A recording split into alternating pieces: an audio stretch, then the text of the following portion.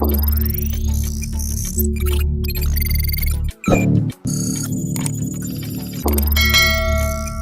اللہ الرحمن الرحیم وننزل من القرآن ما هو شفاء ورحمۃ للمؤمنین وقال النبی صلی اللہ علیہ وسلم کل داء دواء الا الموت۔ آج ہم آپ کے لیے سورہ اخلاص کا ایک ایسا عمل لے کر آئے ہیں جس کو کرنے کے بعد انشاءاللہ آپ کی دنیاوی تمام ضروریات کو اللہ پاک اپنے غیبی خزانوں سے پورا فرمائیں گے۔ اس کے بعد آپ کی کوئی حاجت، کوئی خواہش ادھوری نہیں رہے گی۔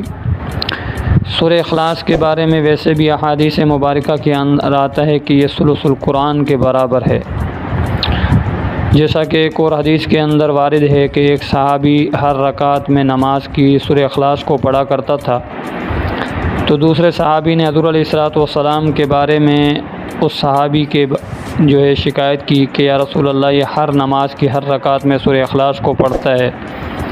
آپ علیہ الصلوۃ والسلام نے اس صحابی سے پوچھا تو انہوں نے عرض کی یا رسول اللہ، اس کے اندر اللہ کی وحدانیت ہے اور مجھے یہ صورت بہت زیادہ پسند ہے، مجھے اس صورت سے محبت ہے، اس لیے میں ہر نماز کی ہر رکعت میں اس کو پڑھتا ہوں۔ تو آپ نے فرمایا کہ اس صورت کے ساتھ تمہاری یہ محبت تمہیں جنت میں لے کے جائے گی۔ تو سورہ اخلاص کے اور بھی بہت سارے فضائل ہیں۔ اس سے پہلے کہ ہم اس عمل کی طرف، ویڈیو کی طرف جائیں، تمام ساتھیوں سے گزارش ہے کہ ہمارے چینل کو لائک کریں، شیئر کریں، سبسکرائب کریں اور بیل آئیکن کے بٹن کو دبا دیں تاکہ ہماری ہر آنے والی ویڈیو کا نوٹیفیکیشن بآسانی آپ تک پہنچ سکے۔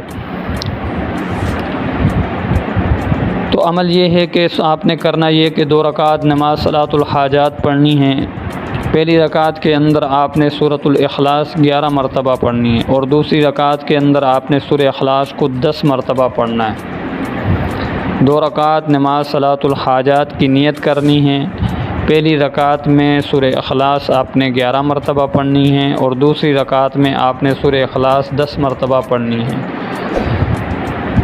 اور اسی طریقے سے آپ نے پھر وہ دونوں رکعتیں مکمل کرنی ہے، اور سلام پھیرنے کے بعد آپ نے سجدے میں جا کر اللہ سے اپنی حاجت کی دعا مانگنی ہے۔ جس چیز کے لیے آپ نے یہ عمل کیا ہے، جس ضرورت کے لیے، خواہش کے لیے آپ نے نماز پڑھی ہے اور سورہ اخلاص کے اس عمل کو کیا ہے، وہ حاجت، وہ خواہش آپ نے سلام پھیرنے کے بعد دوبارہ سجدے میں جا کر اللہ سے دعا مانگنی ہے اور اپنی حاجت اور ضرورت اللہ کے سامنے رکھی۔